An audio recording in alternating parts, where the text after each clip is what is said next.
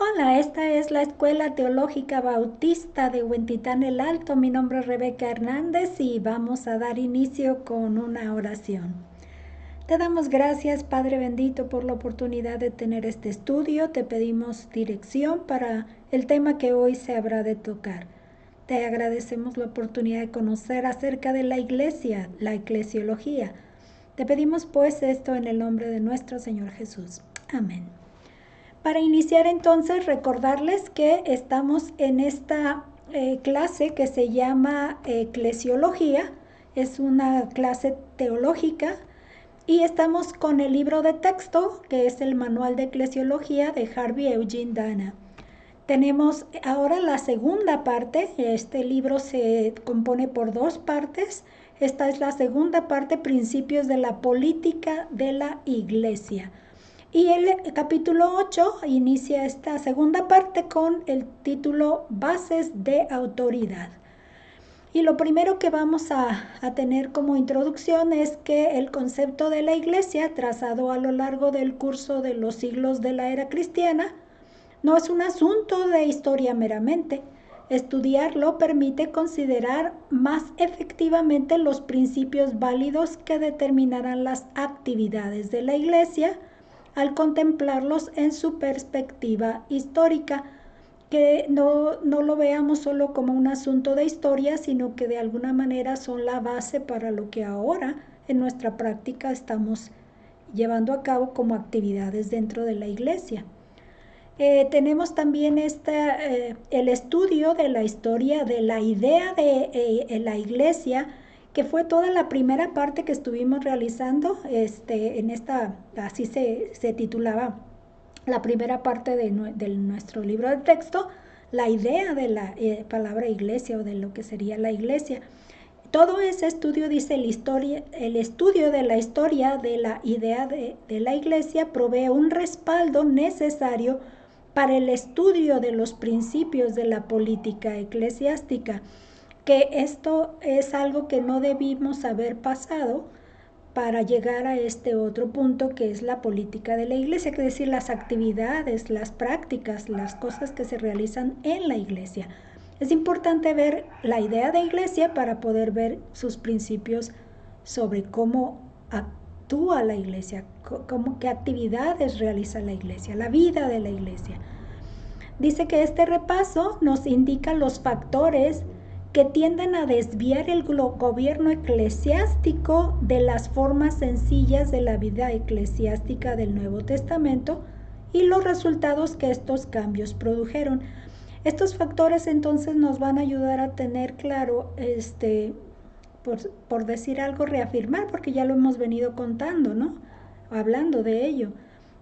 Cómo se desvía el gobierno eclesiástico de la forma sencilla que el Nuevo Testamento que nos da.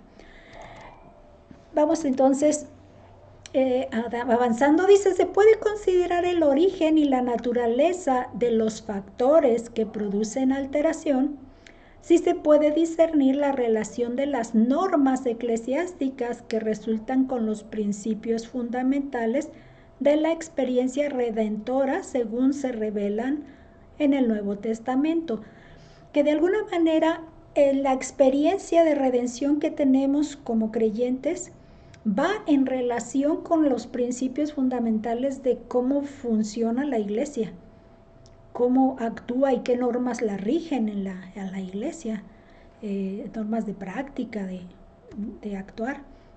Eso es lo que vamos a ver, a descubrir, no a descubrir, a observar cómo esa relación personal de la redención que tuvimos va en relación con cómo va a funcionar la política de la iglesia, es decir, las prácticas de la iglesia. Que no se nos olvide que la política significa las prácticas, las cosas que van cómo va a actuar la actividad de la iglesia. Dice, por la política de la iglesia entendemos aquellos principios y prácticas que determinan la dirección de la actividad de la iglesia. Este término, o sea, política, señala la base de autoridad en cuanto al gobierno de la iglesia. Esa sería la parte importante. ¿Qué forma de gobierno, qué autoridad hay para decir este gobierno es el que debe de funcionar.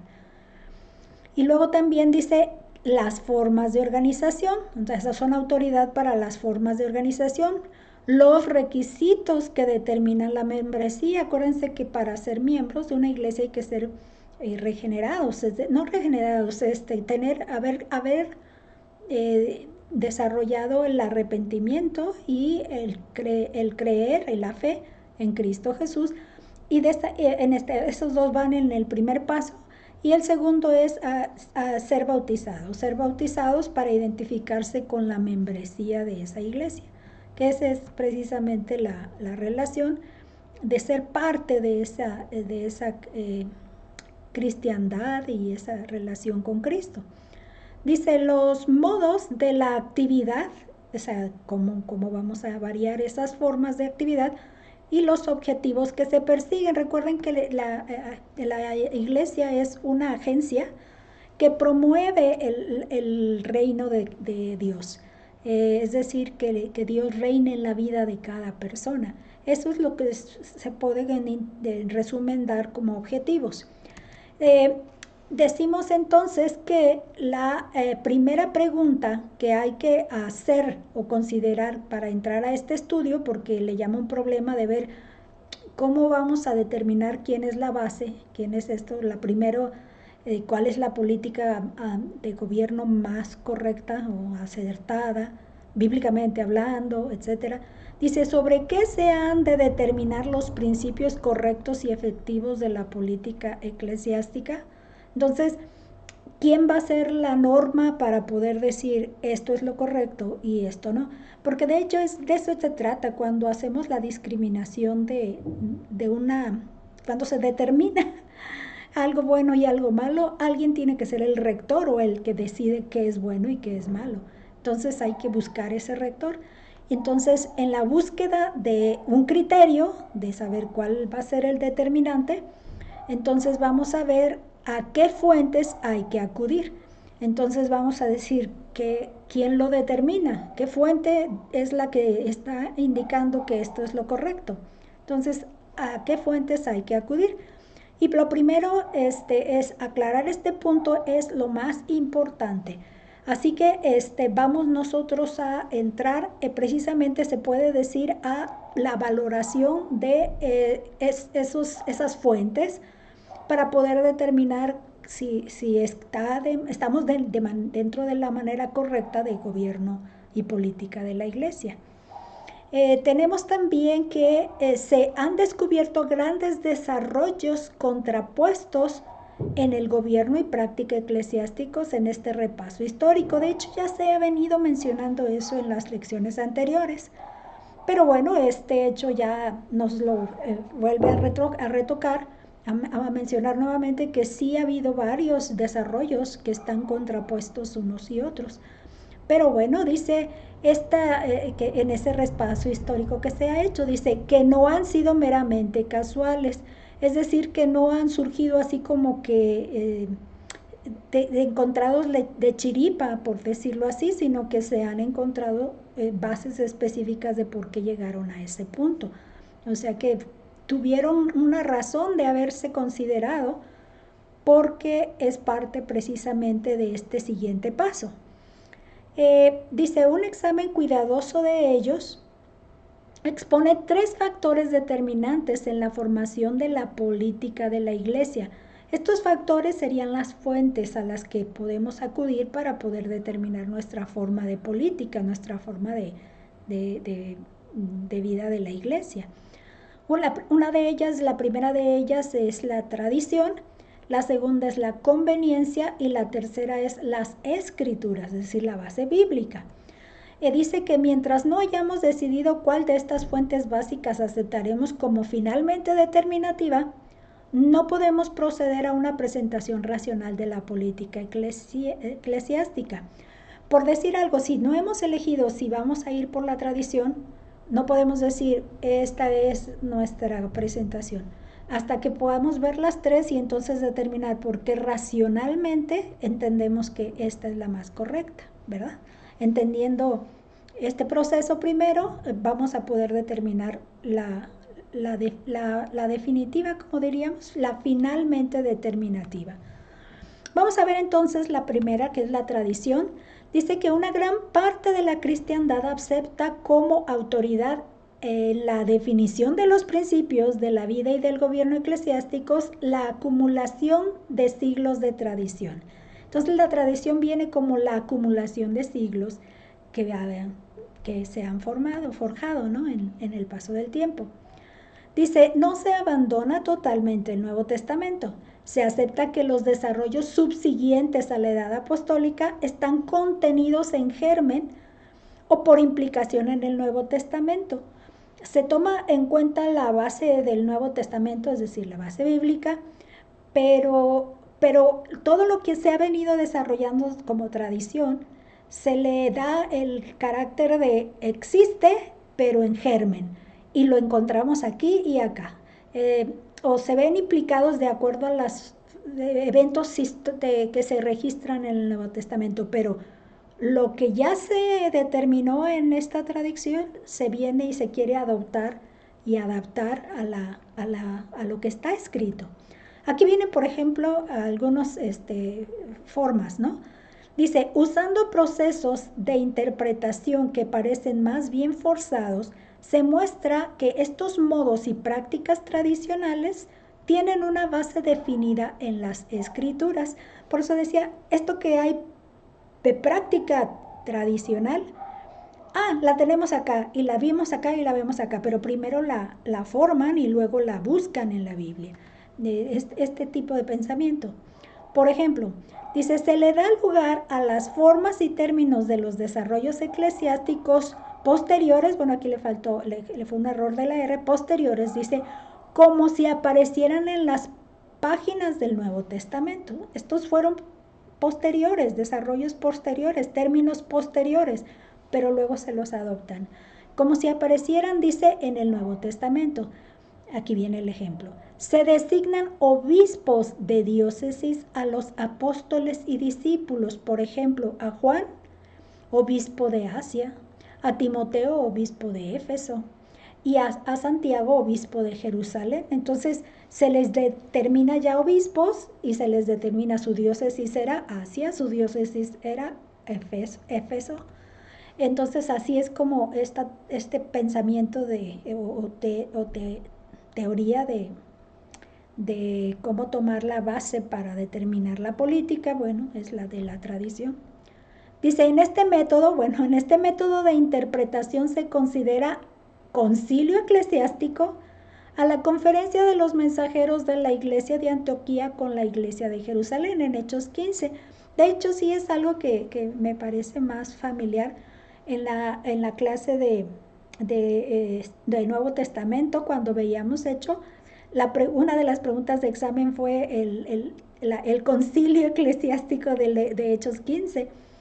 Y de aquí, por ejemplo, dice, la tradición es la base principal de autoridad que determina la política de la iglesia para un gran número de grupos cristianos. Entonces la tradición es esto, pero no el Nuevo Testamento. Eso es lo que hay que considerar. Por lo menos ya vimos ejemplos de cómo aplican los desarrollos más futuros a lo que hubiera aparecido, como aparecidos en germen, dice este término. Dice, se asume, estoy agarrando un tono de crítica y debo de observar que no sea así. Déjenme ver si puedo de veras cuidar de evitar eso. Dice, se asume que el Espíritu Santo, por medio de la Iglesia, ha dirigido los desarrollos de la tradición eclesiástica. Entonces, el Espíritu Santo es el que actúa en la iglesia y a través entonces ya en ese actuar, la iglesia ya está con esa característica de poder determinar las cosas, las acciones. Entonces es que se cree que la iglesia fue dotada de esa autoridad final. ¿Quién le dio esa autoridad final? El Espíritu Santo. Dice, luego de 3 siglos de formación surge la iglesia. con una organización católica o universal que incluye a toda la cristiandad y es sujeta al gobierno de los obispos. Es así como hemos visto los temas anteriores en donde se ha formado una iglesia universal que entonces en 3 siglos de formación, de desarrollo, entonces se logra al tercer siglo ver la iglesia como una organización universal católica que tiene a todos los creyentes incluidos y que está sujeta su autoridad al gobierno de los obispos. Ellos son quien determinan lo que debe de creerse, entenderse y aceptarse como fe, como doctrina. Dice, más tarde fueron agregados otros elementos que eran tan válidos como los que habían adquirido durante el periodo de formación según la autoridad infalible del Espíritu Santo a través de la Iglesia. Como la autoridad la ha entregado a la Iglesia, el Espíritu Santo, los nuevos elementos que se agregan a esta forma de tradición se consideran tan válidos como los que se estaban dando en el proceso de formación. Después de este nacimiento de Iglesia Universal, todos aquellos le dan la misma validez de autoridad, entendiendo que ya tiene la infalibilidad dotada por el Espíritu Santo.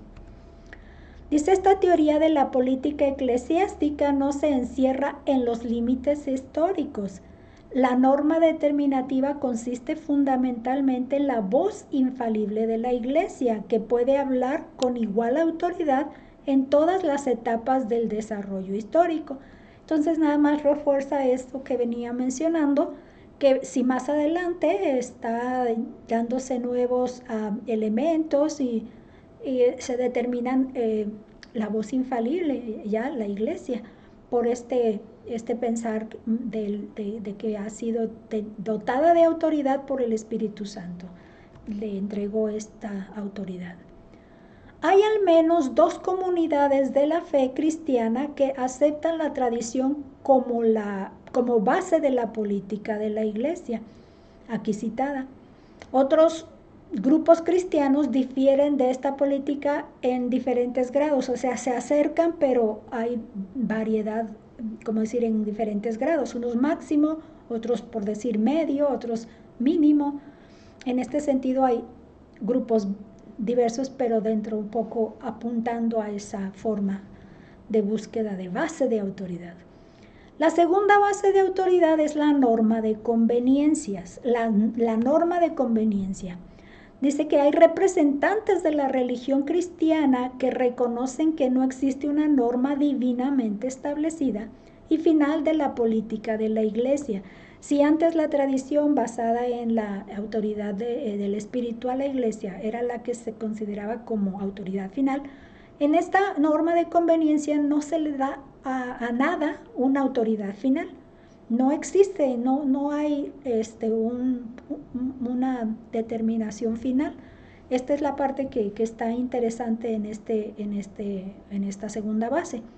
Dice, afirman que Dios dejó estos asuntos a las capacidades y procesos normales del intelecto dotado al hombre. Es decir, que no lo prescribió de alguna manera en la palabra Dios, sino que se lo dejó para que el mismo entendimiento, intelecto del hombre pudiera estar dándole forma al paso de los eventos que se presentaran, ¿no? Algo así.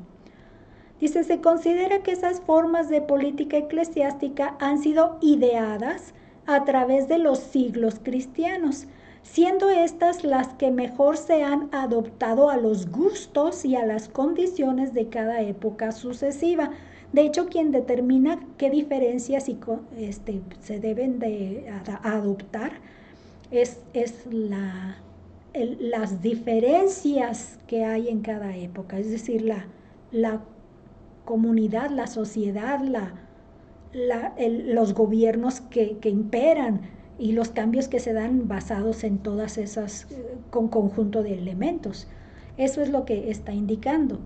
Dice, esta opinión sobre eclesiología no contempla un ideal último y completo de la vida eclesiástica, ya sea en el pasado o en el futuro, o sea, no hay algo determinado ya, es lo que estamos analizando, que se considera como algo que no hay una meta a llegar, no hay un punto al cual hay que, pues, sí, como meta a llegar para no dar más vuelta. Dice, se excluye toda finalidad y por consiguiente no hay la posibilidad de un ideal, un modelo, un ideal para el cual llegar. Entonces aquí es algo que está interesante, como no tiene una norma específica, simplemente lo vamos desarrollando conforme se va presentando los eventos, ¿no? Al paso, ¿no? A simple vista podría parecer que la premisa de conveniencia es diferente a cualquier base de autoridad. Es posible reconocer una dirección divina en los desenvolvimientos de la historia y entonces sería providencial y no meramente caprichosa. De alguna manera tiene la tendencia a pensarse que sea caprichosa la manera de formar esta. Pero, por ejemplo, si quisiéramos darle algo de crédito, estaríamos pensando que hay una dirección divina en cada evento, porque para Dios nada es al azar. Entonces, que cada desenvolvimiento que se dio durante la historia, Dios lo ha dirigido. Y de alguna manera, todo lo que se ha adoptado y presentado tiene una tiene una presencia providencial. Es lo que está aportándole positiva o para darle crédito.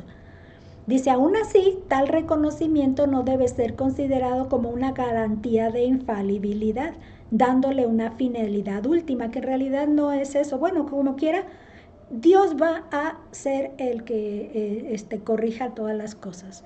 De alguna manera me tiene un poquito de mente que a veces uno cree que al final esa sería la manera en la que, como fue de conveniencia y se torció, por decirlo, bueno, es providencia de Dios, o que fue de conveniencia pero se vino de este lado, pues es que Dios es el que se va a encargar de hacer todas estas correcciones, diría yo, que de alguna manera sí complica un poco. No hay infalibilidad ahí porque en realidad, bueno, de cualquier manera dice, no le va a dar una finalidad última, que Dios se encargue siempre de darle dirección. Dice, la teoría considera al Espíritu Santo actuando a través de la Iglesia en cada época, similar a la opinión tradicional, pero esta no le concede un significado de forma autoritativa, o sea que no se va a regir de esa manera, simplemente sabe que Dios va a estar siempre ahí presente a través de su espíritu, a través de su providencia. Es lo primero que sí puede quedar claro. En la tradición sí le da la tradición la autoridad, porque ya le da voz de autoridad a la Iglesia. Dice que en la premisa de conveniencia, la providencia divina solo encausa los desenvolvimientos a los mejores intereses de cada época sucesiva de progreso cristiano, y así surgirán las normas de la política eclesiástica adaptadas a cada generación. Cada generación va a tener sus propias políticas, porque precisamente el progreso, las épocas que van siendo sucesivas. Vamos pensando en la famosa, yo digo porque la verdad nunca se puede estar de acuerdo, en la modernidad o posmodernidad, donde se dice que el pensamiento de la sociedad es la satisfacción personal. Si algo no me satisface, si algo no me hace feliz, no lo tomo, no me involucro y no me hago presencia, por lo que ahora todas las prácticas dentro de la iglesia tienen que tener algo sensorial para que me hagan sentir feliz, para que me hagan sentir bien.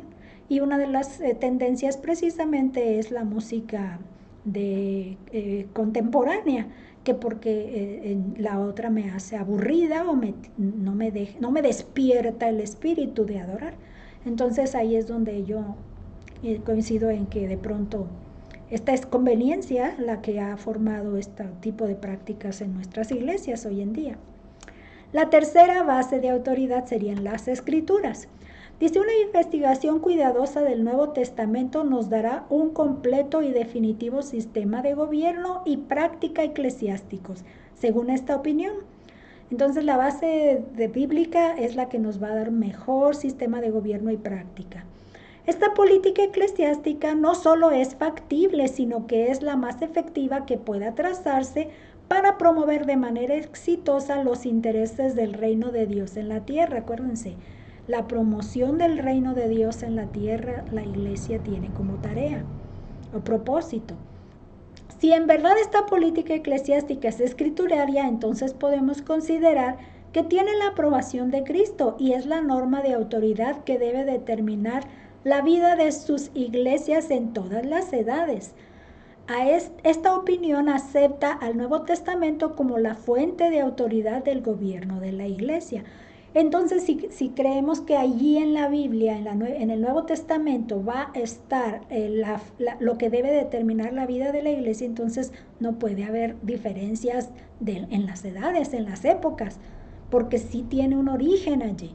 Nada lo hace cambiar a una época más moderna. Pero estoy hablando de la política. Aquel comentario que hice es en cuanto a cosas como la alabanza, por ejemplo, ahí ya, que de alguna manera sí van a relacionarse, pero no es la principal cuestión que se está discutiendo aquí. Aquí tiene que ver con el gobierno, con la toma de decisiones y de prácticas que se realicen en todas las áreas de la iglesia.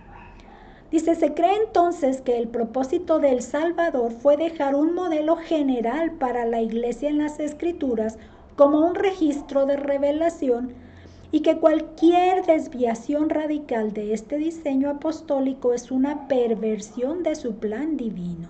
Entonces, si sí dejó algo estipulado, cualquier variante que se le quiera dar, lo va a pervertir a ese plan, lo va a hacer llevar a una perversión. Es decir, a degradación, destrucción. Esta norma escrituraria no impone reglas mecánicas ni detalladas, sino que revela principios vitales y esenciales.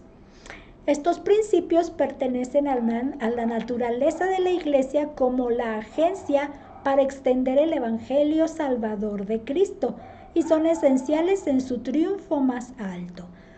Esta parte sí conviene que la mencionemos porque no van a ser entonces reglas y detalladas, sino van a ser principios vitales y esenciales que van en relación también con la función que tiene como agencia de promover el reino y el mensaje del Redentor de Cristo. Ellos pertenecen a las funciones y relaciones fundamentales de la experiencia redentora como resultado de la fe en Cristo. Esta es la parte que es más interesante de todo porque menciona que esas funciones y esos propósitos tienen relación con la experiencia redentora de cada persona. Y por eso lo menciona como resultado de la fe en Cristo. Si yo ya deposité mi fe en Cristo para que sea mi Señor y Salvador, Él me redime, es decir, paga por mí la deuda que yo tengo y entonces yo quedo libre de esa carga. Entonces esa experiencia personalizada y ya personal que yo tengo, o sea, íntima entre Él y yo, tienen la base de cómo va a funcionar la iglesia. Esa es la parte interesante. Dice que son elementos y factores esenciales que por su naturaleza requieren un cierto tipo de gobierno eclesiástico, el reflejado en el Nuevo Testamento. Es algo que va uno con la otra. Si se mueve de esta manera, la experiencia redentora está dándome funcionamiento, entonces la vida de la iglesia va a funcionar de esta manera, acorde a esos eventos que se están realizando, esa experiencia que se está llevando a cabo y está estipulada o registrada en el Nuevo Testamento. Entonces aquí viene precisamente a partir de este punto, vamos a ver esa relación de experiencia redentora que tenemos de Cristo y cómo entonces se va a ver evidenciada en la vida de la iglesia. Dice, cada persona redimida debe tener una relación directa y personal con Cristo. La experiencia cristiana se basa en la fe y la fe es esencialmente una relación personal. O sea que si creyó mi mamá, mi abuelita, mi bisabuela, no significa que yo ya haya creído y que yo ya esté dentro de la fe o dentro de la experiencia de relación con Cristo, sino que yo no, una experiencia que se usa es que Dios tiene hijos, no nietos. O sea que no soy el resultado de la fe de mi mamá, sino que yo misma hice mi relación con mi mamá, perdón, con Dios.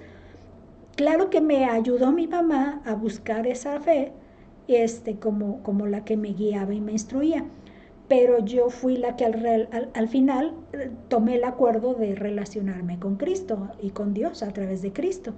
Entonces esa es personal, no es a través de alguien intermediario, ni mi mamá, ni mi hermano, ni mi papá, ni mi pastor, ni ninguna persona cercana.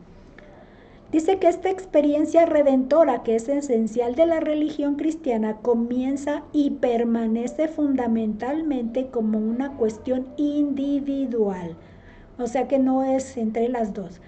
Yo me acuerdo que cuando nos bautizaron, estábamos mi hermana y yo, y una amiga, que éramos más o menos de la misma edad, 15 años más o menos tendríamos. Y me acuerdo que como que de pronto eso pudiera dar la idea de que, pues como vamos a hacer las dos, vamos haciéndolo las dos, mis dos como hermanas. Pero pues en realidad es una cuestión individual. Cada una tenía que haber tomado la decisión de determinar que su fe ya daba producto al siguiente paso, que era el bautismo, entrar a la membresía de la iglesia. Dice, excluir esta experiencia personal es una amenaza a la naturaleza esencial del cristianismo. Por eso decimos, no hay nietos en la familia de Dios, todos son hijos, una relación personal. Y es una amenaza a esa naturaleza. Este principio afecta los métodos del gobierno eclesiástico. Cuando una forma de política eclesiástica impide o estorba el libre acceso del individuo a Cristo, inevitablemente resulta el debilitamiento de la experiencia cristiana esencial. Entonces, si hay algo que no me deja, por más que yo quiera, no voy a lograr mantener mi experiencia cristiana individual personal, porque voy a tener un estorbo por algún tipo de elemento que se ponga ahí. Para ejercer libremente esta relación espiritual se requiere libertad y responsabilidad de conciencia individual, y esto envuelve esa forma de organización que llamamos democracia. Ahí es donde entonces entra que como yo me he relacionado de manera personal con Dios, entonces yo tengo que determinar la política y funcionamiento del gobierno de la iglesia. Entonces yo tengo que opinar, yo tengo que dar mi voz, mi opinión sobre lo que quiero que esté funcionando dentro de la iglesia, o cómo quiero que esté funcionando como parte del mecanismo que me incluye a mí. No sé si me explico ahí. Dice, el más leve grado de régimen, es decir, de la autoridad, de darle orden e imperando algo, llevaría a destruir la libertad del creyente individual en su relación con Cristo. ¿Se acuerdan que en esa parte donde el concilio eclesiástico de Hechos 15, llegaron unos judíos a Antioquía para decirles que para ser salvos no era suficiente creer y el arrepentimiento y la fe en Cristo, sino que tenían ellos que circuncidarse como si fueran judíos? Entonces ahí es donde ya entraría un régimen. Y entonces ellos van a Jerusalén y dicen, a ver, de acá vinieron algunos que nos dijeron de esta manera, pero ellos determinaron, no podemos hacerlos que practiquen lo que nosotros como judíos practicamos, porque es nuestra herencia, nuestra tradición. Esa parte ellos la consideraron así. Entonces determinaron que no les iban a poner más estorbos por ahí que los de no fornicar, no es comer lo ahogado, ni la sangre, algo en ese sentido, ¿no? cosas que fueran más determinantes, importantes. Entonces aquí, por ejemplo, encontramos este hecho de que, vamos a leerlo otra vez, dice, el más grado del régimen llevaría a destruir la libertad del creyente individual en su relación con Cristo. Y luego, en el Nuevo Testamento encontramos la evidencia concluyente de que las iglesias apostólicas eran democráticas en sus formas de organización. Entonces siempre vamos a encontrar la parte democrática dentro de. Entonces una relación personal. Y nadie la puede tener por mí. Me acuerdo que es una cosa cómica que decimos, ¿a dónde vas? Pues a donde nadie más puede ir por mí. Entonces aquí es algo que un poco con esa respuesta, nadie más puede por mí, la tengo que hacer yo la decisión. Esta sería entonces la relación espiritual. Dice, la relación del creyente con Cristo es esencialmente espiritual. Una verdadera experiencia personal no podría ser de otra manera. Este hecho y todo lo que implica tiene efecto directo en el gobierno de la iglesia. O sea, es la parte que les decía interesante. ¿Cómo es que si la relación con Cristo es espiritual, esto implica un efecto directo en el gobierno de la iglesia? Entonces te quedas y dices, está interesante esta situación. Dice, si las formas de vida eclesiástica aceptadas introducen en la experiencia religiosa un exceso de lo mecánico y de lo formal, el resultado es una disminución del carácter espiritual de la relación del creyente con Cristo.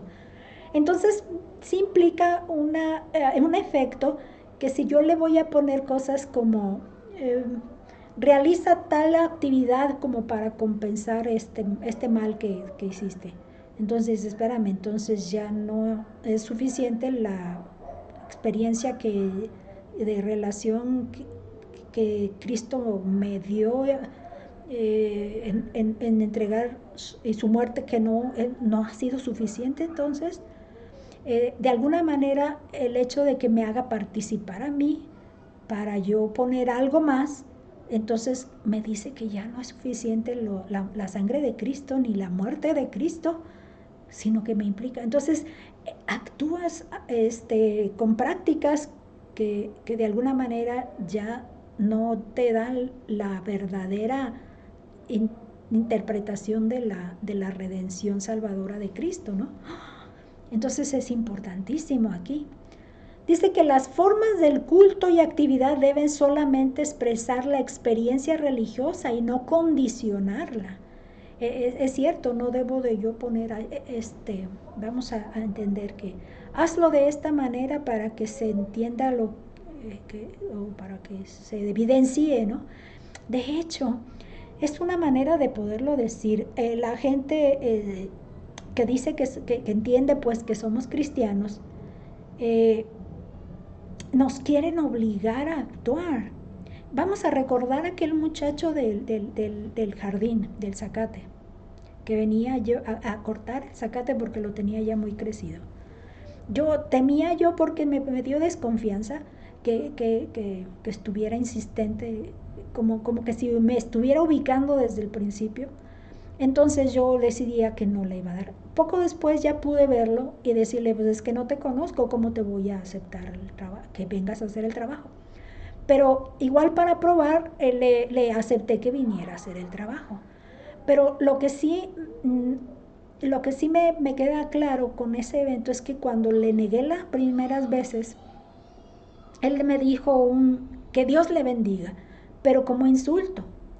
Entonces, de alguna manera, me estuvo obligando a que yo aceptara simplemente por esa reacción que él tuvo. Curiosamente, cuando ya terminó y le hice el pago que él me había pedido, él se va y me dice que Dios le bendiga de una forma diferente. Igual yo, sinceramente, le dije igualmente.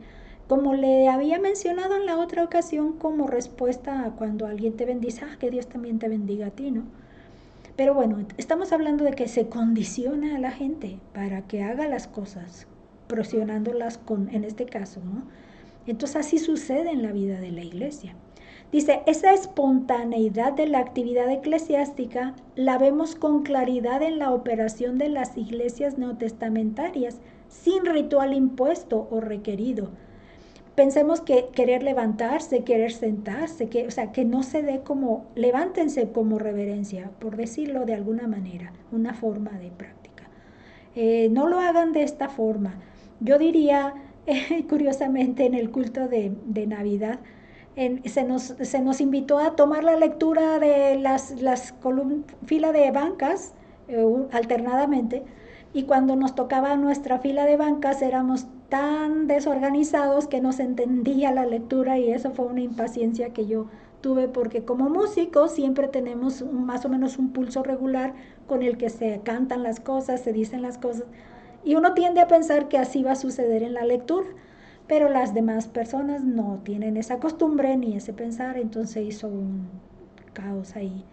Y pues de alguna manera, no es tanto por un ritual, pero sí de alguna manera fue algo espontáneo, pero que se entienda.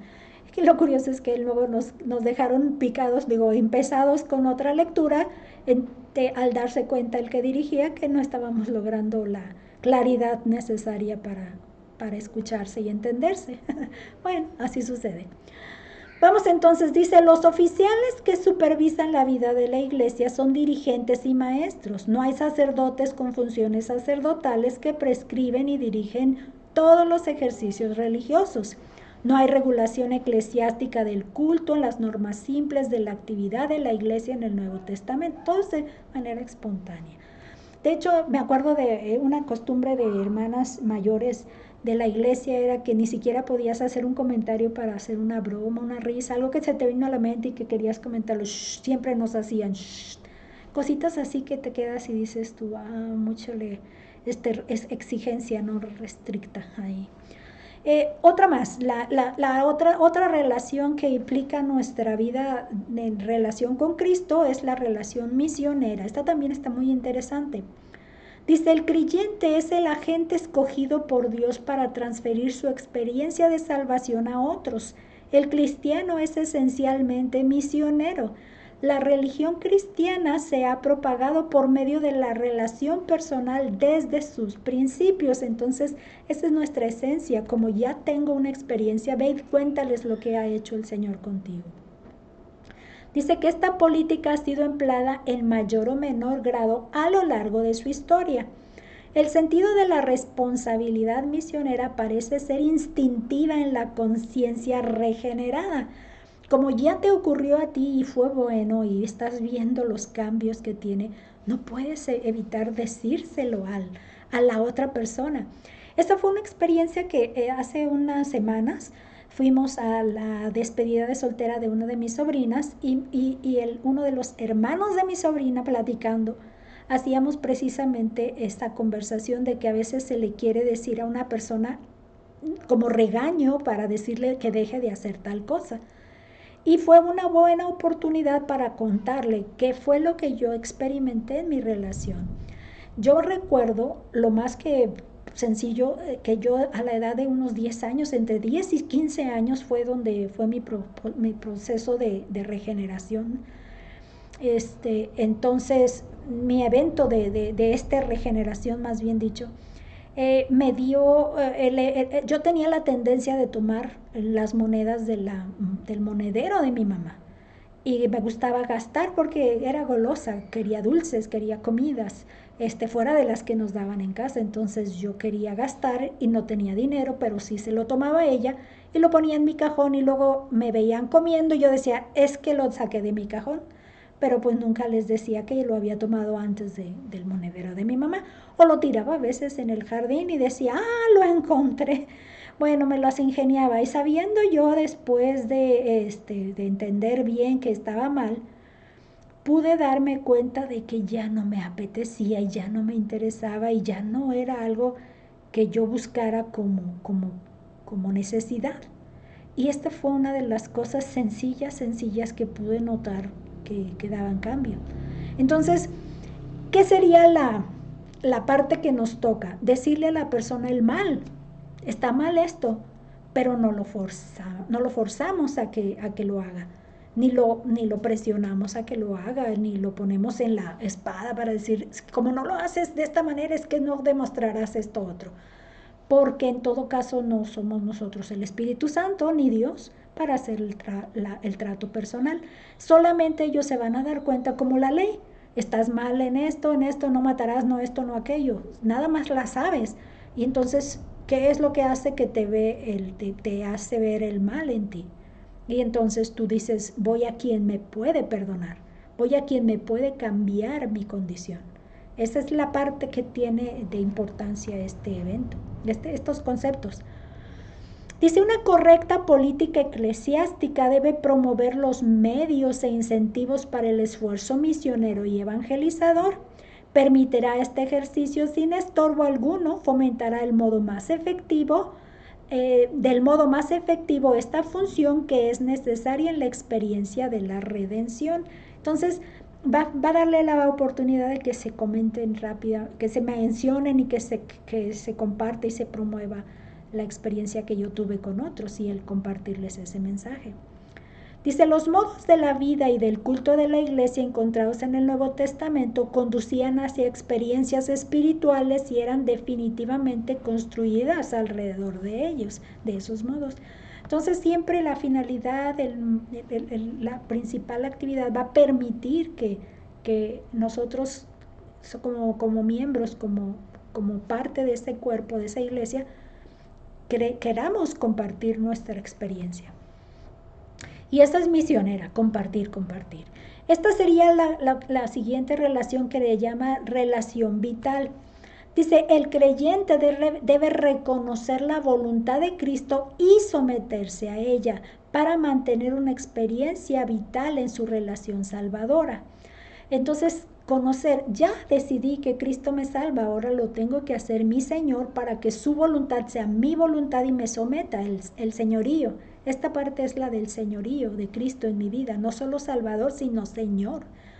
Dice, para que haya una experiencia cristiana saludable debe desarrollarse un fuerte sentido de responsabilidad personal con Cristo. Ahí es donde entra la responsabilidad. Yo le sirvo. Él me dice su voluntad, yo me someto a esa voluntad. Es el señorío. Dice, para que el creyente tenga la capacidad de conocer la voluntad de su maestro, requiere una conciencia de compañerismo íntimo personal con Cristo. Esta es la parte importante. Si yo no estoy con Cristo en una relación personal, entonces no voy a saber qué es lo bueno para Él, qué es lo que es su voluntad. Solo acercándome a Él me doy cuenta. Es como cuando vamos al que le dicen le gusta el chocolate. ¿Cómo sé que le gusta el chocolate? Porque cada vez que estoy hablando con esa persona me lo dice. Y yo puedo darle esto para hacerla feliz a esa persona. Por decir algo, o el que le gusta el juego del básquetbol, vamos a ponerle al juego en la televisión para que esa persona se quede feliz mirando eso que le gusta. Entonces, no puedes saber lo que es agradable para la persona si no estás en esa íntima relación. De hecho, el texto que hacía mención en el Felicidades del Año Nuevo hacía mención sobre lo que Dios le pide a Abraham. Él le dice, anda delante de mí y sé perfecto, que se puede entender de dos maneras. El hecho de que estando conmigo necesitas de ser perfecto, cuidar de ser perfecto. Y la otra es, vas a ser perfecto entre tanto que estás conmigo como resultado de estar delante de mí. En esa cercanía y en esa constante presencia juntos, tú vas a ser transformado hasta la perfección. Que esa es la que más me gusta entender a mí, que mientras más íntima sea tu relación, entonces más vas a cambiar tu manera hacia esa forma de pensamiento de ese ser al que te le estás acercando. Dice, el carácter cristiano llega a ser más fuerte y el servicio más fructífero cuando esta conciencia es más vívida. La historia lo ha demostrado. Sí, mientras más estoy ahí apegado, es que se logra dar más efectividad ahí. Dice, cuando la mecánica del ritualismo y la intermediación del sacerdotalismo se interponen entre el creyente y su Señor, la experiencia de dirección personal se vuelve mucho más difícil, porque siempre va a haber alguien en medio que no me va a dejar actuar directamente a través de él. Dile que esto, él dice que esto, dile que ahora esto, él dice que ahora esto. Entonces, no, mejor decirle, ¿sabes qué? Esto, yo te digo esto. Entonces, directa la relación. Dice, las formas sencillas de la iglesia neotestamentaria están bien adaptadas al reconocimiento de la dirección divina. De hecho, en la revelación del Nuevo Testamento, el creyente debe buscar la voluntad de Cristo en todas las relaciones de la vida. Esta es la parte que más impacta, ¿no?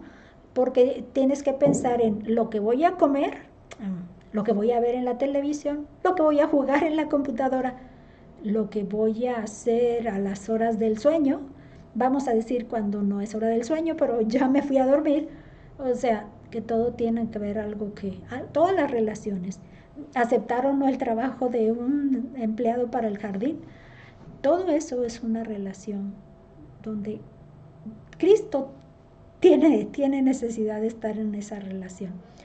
Dice, el creyente debe encontrar el plan de su Señor tanto como sea posible en las relaciones y actividades con su iglesia.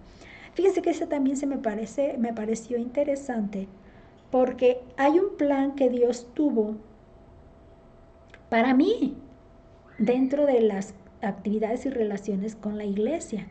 Entre tanto que yo me acerque a la iglesia, hay algo que Dios formó y tomó como plan para mí, porque soy parte de esto. Decía que somos un cuerpo con muchos miembros, entonces lo que yo puedo hacer es indispensable para completar las funciones de ese cuerpo, ¿no? de esa iglesia. Bueno, entonces dice, él debe buscar, o sea, el creyente debe buscar en el Nuevo Testamento la completa y final revelación del plan redentor de Cristo y la dirección adecuada en la vida de la iglesia como la agencia de redención divinamente ordenada. Acuérdense, la agencia activa, me acuerdo mucho de esa expresión, donde se encarga precisamente de promover el reino de Cristo, el reino de Dios en la tierra y en las vidas de las personas. Entonces mi papel ahí también está siendo requerido allí, como un creyente dentro de la iglesia.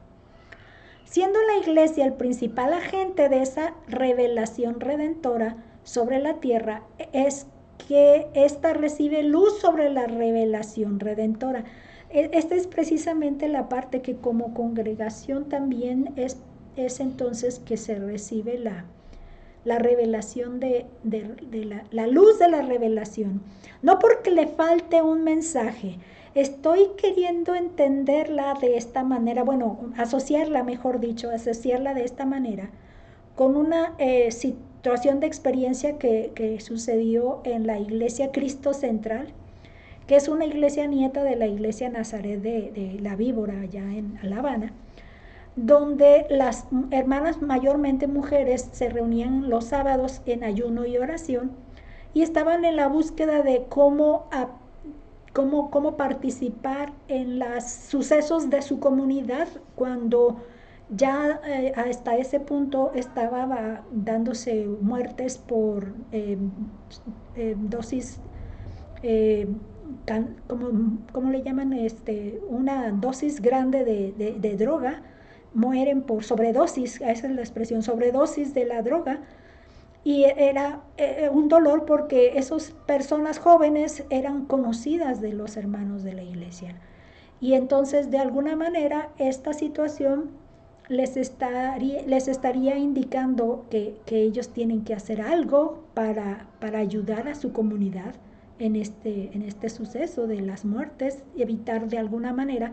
Entonces, su búsqueda de oración y ayuno era para buscar cuál era la actividad, la tarea que ellos podían realizar. Entonces, de alguna manera, mi participación con una de las hermanas era que sí es cierto buscar la oración, pero también empezar a hacer un plan de acción.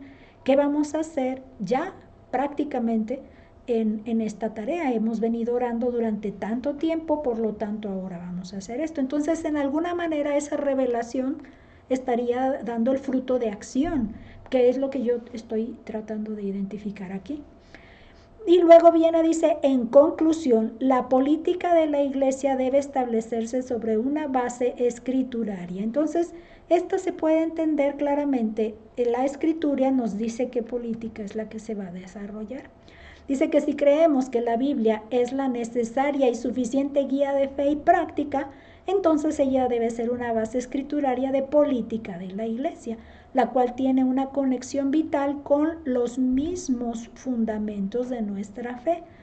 Entonces, esta es la parte que sí es importante entender. Si yo tengo una relación personal, por lo tanto, cada persona tiene la misma condición que lo hace democracia, el gobierno democrático. Entendemos esto. Y el hecho es que si la Biblia está dándome todos los mecanismos de gobierno que se deben dar, también voy a poder especificar esa relación en mi experiencia desde el punto de vista espiritual. Una persona que tiene una profunda lealtad a los puntos fundamentales de la religión cristiana, pero manifiesta indiferencia hacia las cuestiones de la política de la Iglesia, es a duras penas consistente. Tú crees en la Biblia de esta manera, pero en la práctica del gobierno de la Iglesia no te importa, es de otra manera. No hay consistencia porque la Biblia lo pide así y tú no lo ejerces así. Entonces, es lo que dice ahí. Eres muy leal a estos funcionamientos, a estos fundamentos, pero no a la política de la Iglesia, entonces no hay consistencia. Dice, la eclesiología escrituraria es una doctrina fundamental. Entonces, la eclesiología significa el gobierno de la Iglesia, es fundamental, es una doctrina fundamental. Hay una objeción que se contrapone a tomar la base bíblica para la política de la Iglesia, que en el Nuevo Testamento no se encuentra ni un solo plan consistente de actividad eclesiástica, pero sí una considerable variación de ella, aunque este hecho no excluye su uso como una base normativa. Quien dice que no se tome la Biblia porque ahí no hay nada escrito de cómo es un plan de actividad eclesiástica, no lo hace como decir, causa de que yo diga no puedo entonces tomar la base de bíblica como normativa, porque en realidad el hecho de que no lo mencione está específicamente determinado así. Hay variación de ella en una iglesia así, en otra iglesia así, en otra iglesia así. Cada vez que haya una mención en alguna iglesia, se consideraría como elementos a asociar de alguna forma, a menos que sean errores, fallas, como típicamente ocurría en la iglesia de Corinto, ¿no? Que había situaciones constantemente en errores, por lo menos en las que se dejan ver en esas cartas. Dice que en el periodo de la era apostólica había una gran variedad en las prácticas de la vida de la iglesia, las formas de organización, los modos del culto, los métodos de promoción, con promover el reino, y los factores de dirección diferían en las diferentes localidades. De alguna manera entonces vemos que sí se puede pensar en, bueno, vamos tomando aquí, acá y acá, y entonces considerar la forma, dijéramos, esparcida que se podrían recopilar las cosas. Dice, la vida de la iglesia ni la política eclesiástica era igual en Corinto, en Filipo, en Asia o en Galacia, que de hecho eran las iglesias que se les había considerado como obispos ahí a los apóstoles y discípulos. Dice, pero los principios subyacentes, como cuando hay un río subterráneo ahí, subyacentes de vida eclesiástica, esenciales a la conservación y promoción de la experiencia redentora, sí estaba en operación en cada iglesia. Algo que no se puede dejar de ver es que todas tienen unificada la experiencia redentora y su manera en que se propagaba. Por ejemplo, que el Espíritu Santo estaba entrando a ellos para certificar que había un cambio, un sello de garantía de personas creyendo ya. Entonces, elementos como estos sí se pueden percibir en las diferentes iglesias. Dice, el gobierno de la iglesia era democrático y autónomo en todo el periodo apostólico, democrático, autónomo, o sea, no debe haber una cadena para poderles determinar cómo actuar y qué hacer en la iglesia. En ningún lugar aparece el sacerdocio o el ritualismo extremo. Dentro de las variaciones de la política neotestamentaria se observa que la iglesia era sencilla, espontánea, democrática, como principios vitales característicos. No deja la democracia y la sencillez y ser espontánea para no hacer cosas así rígidas.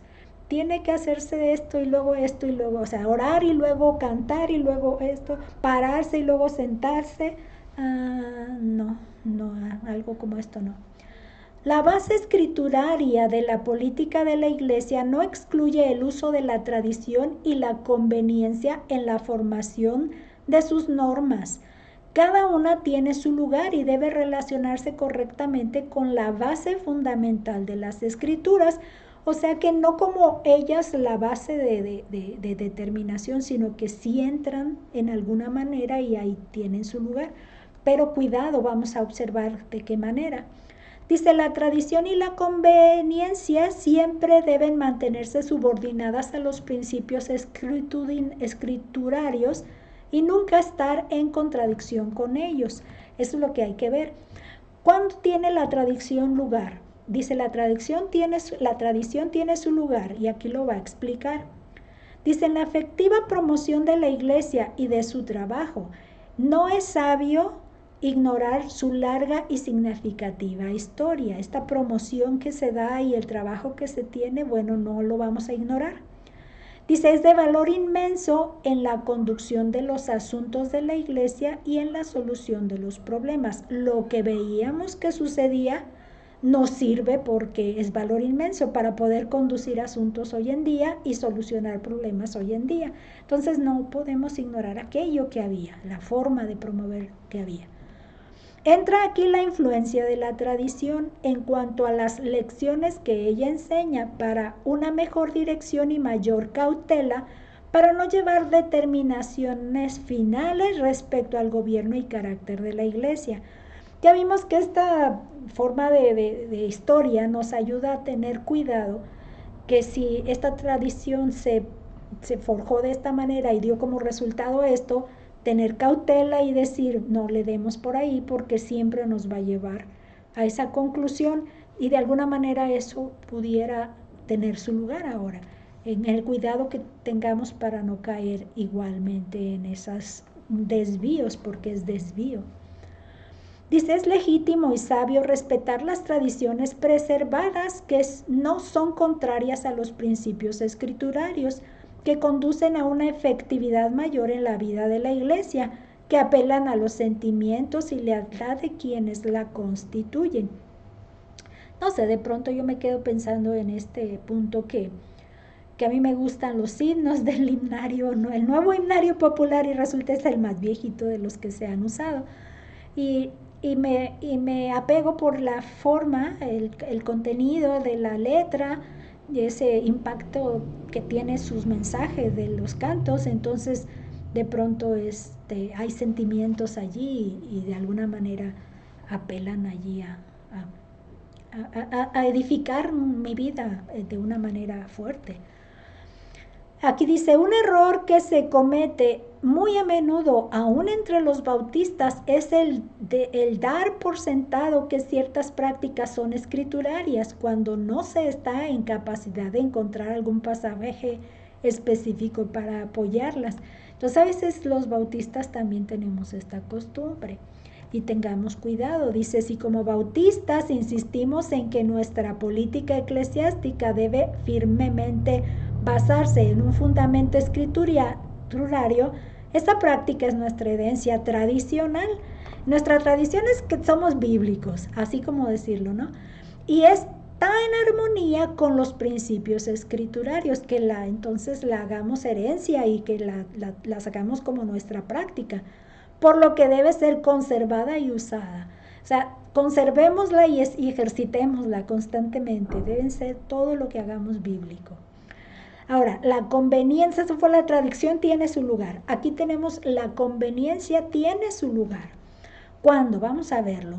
Los principios de la política de la iglesia deben adaptarse al carácter y a las funciones de una iglesia, si es que han de prevalecer y capacitarla para cumplir sus propósitos. Acuérdense, el promover el reino de Dios en las personas, en las vidas. Weston lo expresa concisamente. La política de una iglesia debe ser la expresión de su propia vida, no un molde impuesto desde afuera.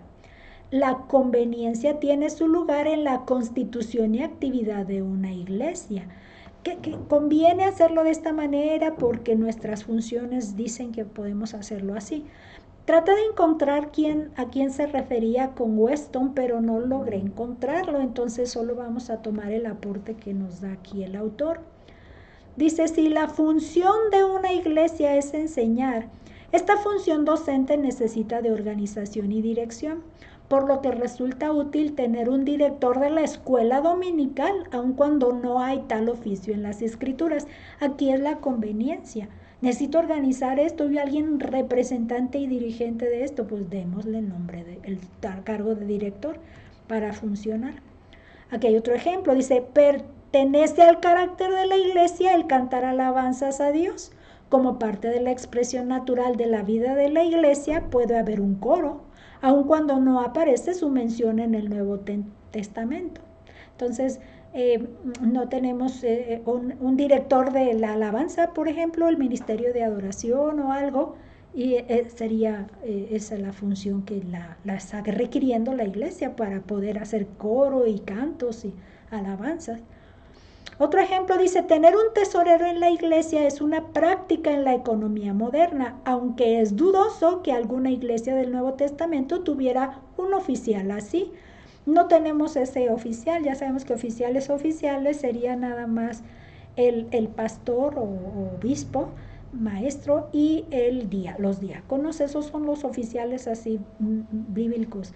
Todos los demás son por conveniencia, necesitamos la directora de las mujeres, los diferentes nombramientos para que funcionen las diferentes prácticas en la iglesia o enseñanzas de la iglesia, el trabajo con los niños. Dice, la influencia de la conveniencia no debe convertirse en una fuente de origen que determina la vida y el carácter esenciales de una iglesia. Esos propósitos están revelados en las escrituras. Ellas, fíjense que le puse negritos para que se entienda mejor a quién nos estamos refiriendo. Ellas son la base final, las escrituras son la base final. Y el progreso de la ejecución de ellos, de los propósitos, los desarrolló y adoptó para su cumplimiento efectivo. O sea que la iglesia contiene esos propósitos y ella sí es la autoridad final y los desarrolla y los adapta entonces como conveniencia a nuestra iglesia. Esto no significa que la iglesia apostólica fuera perfecta, en muchas maneras fueron débiles e imperfectas. Ellas representaron el periodo formativo en la vida de la religión redentora de Cristo, tomando forma y encontrando los canales efectivos para su articulación. No fue perfecta, pero estaba en formación para encontrar qué canales eran más efectivos para poder desarrollar la religión redentora. Tiene que ver con el mensaje de redención de Cristo y cómo iba tomando forma. Como un resumen, podemos aceptar el veredicto de S. Dargan, una de las más grandes autoridades en eclesiología entre los bautistas. Él dice, el método indicado del estudio de la eclesiología es una combinación de lo escriturario, de lo histórico y de lo práctico. Entonces, lo histórico se convertiría en la parte tradicional y lo práctico en lo conveniente. Por lo práctico vamos a nombrar tesorero, por lo práctico vamos a nombrar, etc. De Edwin Charles Dargan sí encontré que él fue profesor de homilética e historia eclesiológica entre 1892 y 1907. Nació el 17 de noviembre de 1852 en Springville, California del Sur. Se convirtió a Cristo a los 16 años tras la muerte repentina de su hermano y en 1869 ingresó a la Universidad Fordham. Después de obtener una licenciatura y una maestría en Fordham, Dargan ingresó a la Southern University. Poseedor de una memoria poco común, Dargan se dedicó a sus estudios igual, etcétera, etcétera. Esta fue una información que encontré en la website de The Southern Baptist Theological Seminary, porque él fue maestro allí, profesor ahí. Ahí se formó también él. Había más, no la terminé de leer, pero me pareció alguna parte relevante de él. Él fue el que aconsejó allí lo bíblico, lo escriturario, lo histórico tradicional y lo práctico conveniencia. La elección de la base para determinar la política de la Iglesia es una cuestión del uso del privilegio de libre elección que Dios nos ha dado, por lo que esta debe ser respetada. Se debe reconocer los derechos y sentimientos de otros que a conciencia eligen seguir un curso diferente. De hecho, esta parte es la libertad de libre elección que Dios nos da. Y aunque tengamos nosotros los conceptos y las evidencias y no tenemos de alguna manera que ser exigentes y críticos de quienes no deciden el mismo camino. De hecho, es una de las cosas que sucede con lo que llaman las teologías, la teología de tal persona o la doctrina de tal persona, la teología de, no me gusta la de fulano, pero me gusta la de perengano, y la de perengano se ha descalificado actualmente. Y de pronto cuando discuto con mi hermano, digo discuto porque de pronto él se pone firme en su descubrimiento que ha hecho de esa teología, y yo le digo que tengo curiosidad de saber por qué se le ha descreditado tanto hoy en día, qué sentido tendrá y cuál es la razón por qué se le ha descreditado todo actualmente, este tiempo. Siempre ha habido por qué razón le golpean tanto, porque debe haber alguna conveniencia en eso.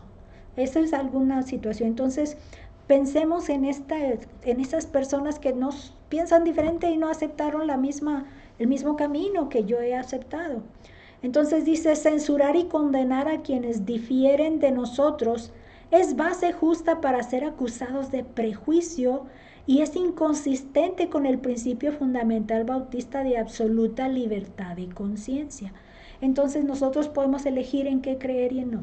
Simplemente es algo que tuve de conocimiento de nuestros maestros, de hecho, que eran del Seminario Teológico Bautista de México, de la Ciudad de México, mexicano, que le llamamos el de Lomas Verdes, así le llamamos por la fraccionamiento, la colonia donde se encuentra. Se mencionaba que había muchas corrientes de pensamiento teológico y ellos decían, mira, te voy a dar todos estos y tú escoge el que te haga convencer mejor.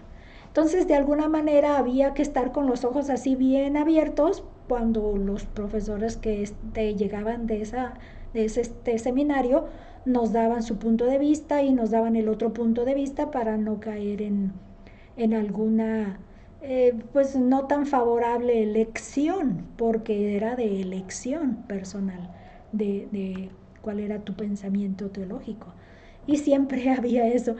Y algo que me distinguía a mí, porque yo venía de una iglesia conservadora con el hermano Octavio Gaspar Landero, que le llegaron a llamar a nosotros los miembros los octavianos, porque de hecho ni siquiera los coros pequeños, coros cortos, cantábamos, eran himnos y nos dedicábamos a hacer, y nos inclinábamos un poco más por la música clásica culta, y nuestros músicos pues trataban de perfeccionarse siempre en conservatorios y llegaron a ser distinguidos en el órgano y en el piano, Eliud Nevares y Eliezer Jauregui Garza. Entonces eran familiares ellos dos, primos, y se desarrollaron a nivel internacional, no sé de qué tan internacional, bueno, por lo menos uno de ellos sé que está en Estados Unidos trabajando en una escuela, no sé. Pero era una de las características. Entonces nosotros, al llegar yo al seminario, pues lógicamente se estaba tratando de ver qué tipo de reacción voy a tener a estas nuevas formas de pensamiento teológico, ¿no?, que nos estaban dando. Dice que entonces podemos ser leales a nuestras convicciones, al mismo tiempo reconocer el ministerio y respetar los reclamos y las prácticas de otras comunidades de la fe. La parte que es importante es que respetemos que otros han tenido otras elecciones y son comunidades cristianas de fe. Esto es lo que sí nos da. ¿Qué les puedo decir de este? Es un capítulo corto, pero tiene curiosamente nuestro cuestionario, mencionaba cuestionario en 8 y 9 y divide casi, normalmente caben 8 preguntas en una hoja, pero curiosamente dividió solo 3 preguntas para este capítulo y las otras preguntas para el siguiente capítulo. Entonces lo dejé como el cuestionario número 8 y solo vamos a tener aquí 3 preguntas y las otras que completarían una hoja las veríamos en la próxima lección o capítulo. Y no olvidemos que ya estamos en la segunda parte, los principios de la política de la iglesia, del gobierno de la iglesia. Qué importante es esto. Ok, entonces para despedirnos vamos a orar. Y Padre, gracias te damos por la oportunidad que nos das de entender cómo nuestra relación contigo tiene una manera de repercutir en cómo debe actuar y funcionar nuestra iglesia. Queremos agradecerte la oportunidad de saber que nada ha sido casual, nada ha sido así como espontáneo, que se surgió así de la, como decían, de manera fortuita, como de fortuna, sino que tú lo estipulaste, que tú lo determinaste de manera general, cómo querías que funcionáramos como iglesia. Gracias te damos, Padre bendito, por esta bendición. Te pedimos dirección para poder ser fieles a lo que estamos aprendiendo de las funciones de nuestra iglesia y sobre todo del gobierno, que para ti también era importante. Si la relación contigo es personal, por lo tanto también la decisión de gobierno de la iglesia es democrática, personal también, no un pequeño grupo siendo el que determine lo que ha de funcionar, ni tampoco un liderazgo de una cabeza muy arriba que luego venga a englobar a todas las localidades para determinar qué sí hacer y qué no. Sabemos que no fue tu plan y que queremos ser fieles a lo que estamos descubriendo y encontrando en tu palabra. Dirígenos, Padre, te lo pedimos en el nombre de nuestro Señor Jesús. Amén. Pues hasta la próxima.